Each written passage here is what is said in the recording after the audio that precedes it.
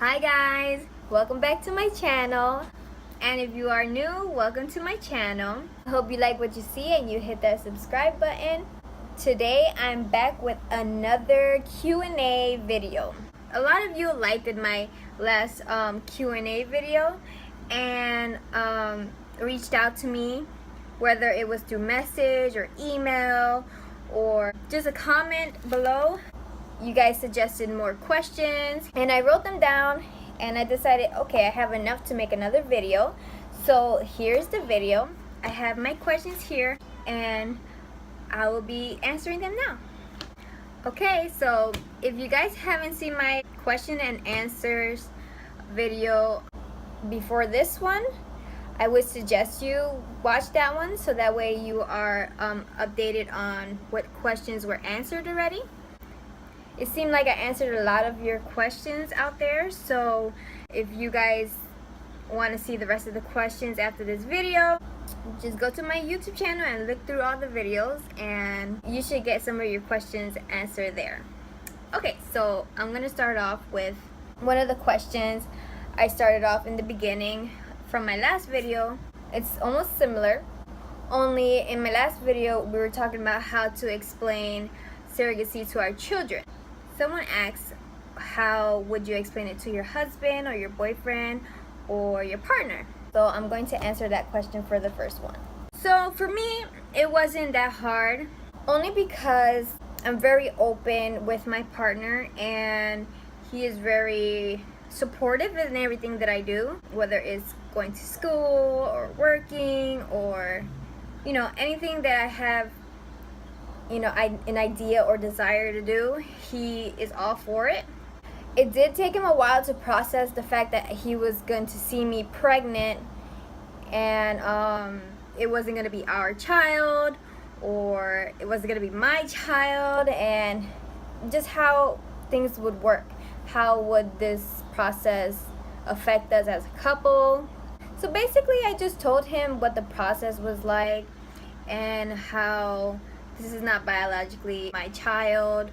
I am a gestational carrier, and that this is something that I've always wanted to do for someone with infertility, especially people from my family who also inspired me to become a surrogate.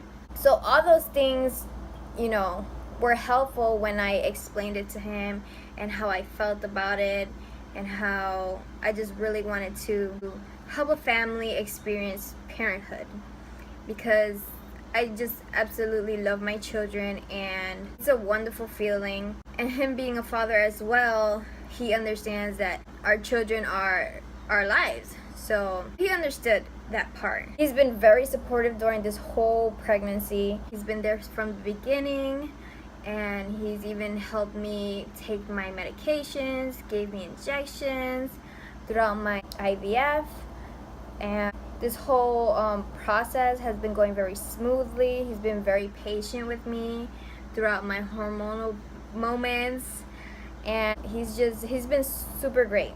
So it's just a matter of explaining how the process works and why you want to do it, what the desire is in your heart, and just learning about surrogacy helps. I would just explain to your husband or your boyfriend or your partner that this is just something that you just really want to do, and it's only for 9 months. You're not going to be pregnant forever. As long as your partner is supportive and helpful, then you're good to go. I get women every day that tell me, you know, I'm sorry, I can't become a surrogate due to the fact that my husband doesn't agree to this. And sometimes we just have to give them a call, have a current surrogate husband speak to them so they can explain their point of view and how they're watching their wife go through this process. Sometimes that opens their eyes and then they realize, okay, yeah, definitely I would love my wife to help a family. So it just all depends on the type of person your partner is or your husband is. Yeah, it just all depends on the person. For the second question, someone asks, can you pick the gender of the baby? Yes, you can now pick the gender of your child. So what they do is, like I explained, I am a gestational carrier, a gestational surrogate, which means I'm not biologically related to the baby at all. And how that works is that they take the mother's eggs and they take the dad's sperm and then take it to a lab and they make it into embryos. And now the embryos are tested. Now test them to see which embryos are female and which embryos are male. If you want to leave it as a surprise, you can leave it as a surprise. If you want to have a specific gender, you can pick what gender you want. So yes, you can now pick gender, and I think that's pretty cool. Although I'd rather keep it a surprise. Some people like to know what they're having so they can prepare, which is pretty awesome too. For the third question, we have one of you actually comment this question below, so I'm here to answer this for you. So it says, who holds the baby first, or babies if they're twins or more? So the way it's set up, the baby, once it comes out of the womb, they take the baby right away and do skin to skin with the parent. I would not be holding or touching the child after birth. That will be the moment for the mom and the dad to bond with the baby as soon as the baby is born and do skin to skin contact.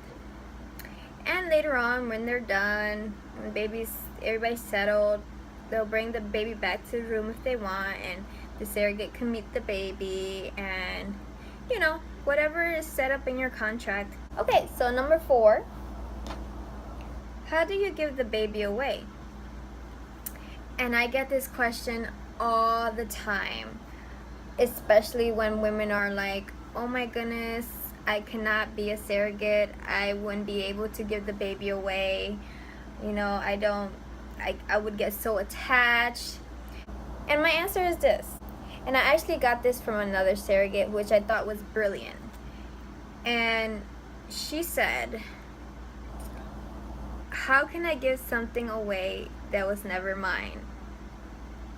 And I was like, that is the perfect words to say, because it's true. How can I give something away when it was never mine? This baby is biologically not mine. It's literally someone else's child, someone else's genetics. So basically, I'm just giving the baby back. I'm just giving their child back. You know, I babysit them for 9 months in my belly and giving them right back to the parents. So when people tell me, well, how can you, you know, just give the baby away? How are you gonna feel? I'm gonna feel excited. I'm gonna feel happy when I see their faces and they're like, I finally have a baby. That's gonna make me so happy. Like, that's the moment that I'm gonna be like, this was all worth it. You can't give something away that was never yours. For number 5, so I'm pretty sure I've said this about like 2 or 3 times in my other videos very shortly, but just to make it clear, there are 2 types of surrogates. There's a gestational surrogate and a traditional surrogate. I am the gestational one, which means I'm not biologically related to the baby, which I explained how the process was just a few minutes ago. And the traditional is just the surrogate getting inseminated with the father's semen. So the baby will be biologically hers, but she is willing to give her egg to a family in need. So instead of going through a sperm bank or trying to find an egg, the surrogate will just provide the egg and just give her own baby away. So in that case, when women are speaking about giving the baby away, I always remind them I'm a gestational surrogate. I personally will never give my own egg away because I'm too selfish for that. I think those are my babies and they're gonna stay with me. So I can never be a traditional surrogate, but kudos to the women that do, because you ladies are really helping a family and it's just a wonderful thing, and be emotionally strong enough to do that. So those are the the differences between a gestational and a traditional surrogate. Okay, the next question was, how many embryos did you have implanted in you? And how many can you have implanted in you? Well, I agreed to 1 embryos. So 1 baby, 1 singleton. Some people agree to twins or triplets. You can definitely do more than 1 embryos, but I decided to do 1 embryos. Only because I know how my body works and how much it can handle, and I think 1 baby is good enough for my body. Next question is, what do you do with your milk supply? So I decided to give milk to the baby, which means I will be pumping and sending the baby milk. Some women don't have to agree to pump. Some women would like to pump, like myself. I just decided, well, the milk has to go somewhere, and I'm going to be producing milk, so might as well give it to the baby. It's best milk for baby. I decided, hey, why not? I need to get rid of the milk anyways. So yeah, I will be pumping for the baby. For how long? I have no idea. I breastfed my kids for about 4 months each, and it was kind of hard because I was working and going to school, and I'm currently on break from college, so that will give me time to pump. I do work from home, so it's not too stressful, and it will be easier to manage. So I'm ready to pump when baby's here. Another question is, what's on the contract? So every surrogate has their own contract. No surrogate is gonna have the same contract because everybody has different wants and needs. Parents might want something for you to do, and you might want something as a surrogate. And so these things are handled with lawyers, and you write down what you want and what you expect during this process. And then if you guys both agree on your contract, then there you go, you sign it and you proceed with the surrogacy. Whatever parents decide and whatever you decide is upon you, them, and the lawyers. Another question, how is the birth set up? How is it prepared or organized? Usually the coordinator of the agency will have your birth orders ready, which you will have when you go into labor. You will give it into the person that's registering you into the hospital. It tells them what to do, what names to put on the baby, what tags to put on you and the baby. So you would have your name, and the baby will have the parent's name, not yours, because you're not the biological mother. They have to make sure that they do not put my name on the baby's wrist or ankle, so that way everything is already set up to where the parents come in, they have their baby, everything's under their name. I'm just the one that birthed them, and everything's in order. This one is a touchy subject. This is a question that hasn't been asked as much as I get asked the other questions, but I thought it was needed, and someone did point it out, and I thought it was a great addition to this Q&A. This is a question about, does abortions and miscarriages happen? Of course miscarriages happen. It just depends on your body reacting to the pregnancy. That's why we take our IVF medications, to make sure that our bodies don't reject the baby. But we have no control over miscarriages. It does happen. Sometimes baby doesn't stick. So yeah, even though it's a really, really tiny little baby, it's still a miscarriage. Abortions. So abortions only happen when there's something very severely wrong with the baby. Let's say there's something so wrong with the baby where the baby's not going to make it outside of the womb, or it's endangering both lives, the surrogate and the child's life.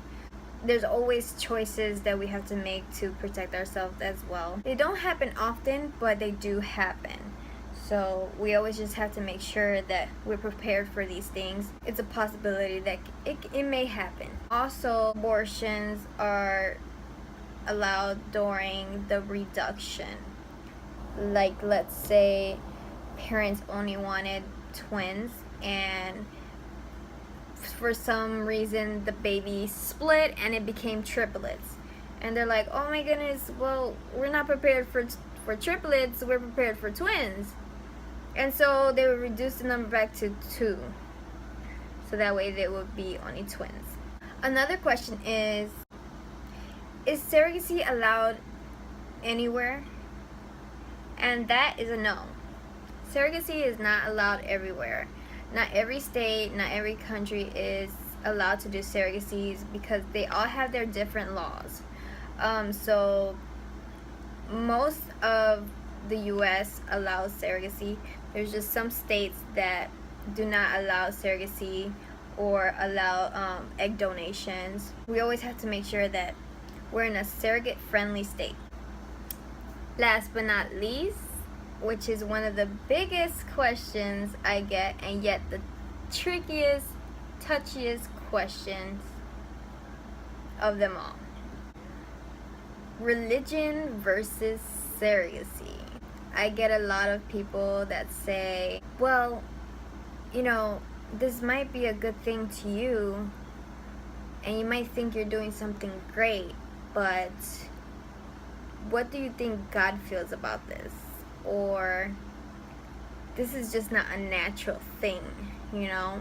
I get a lot of negative Nancy's out there, which is fine, because I totally respect everybody's point of view and everybody's opinion. Do I agree sometimes? No.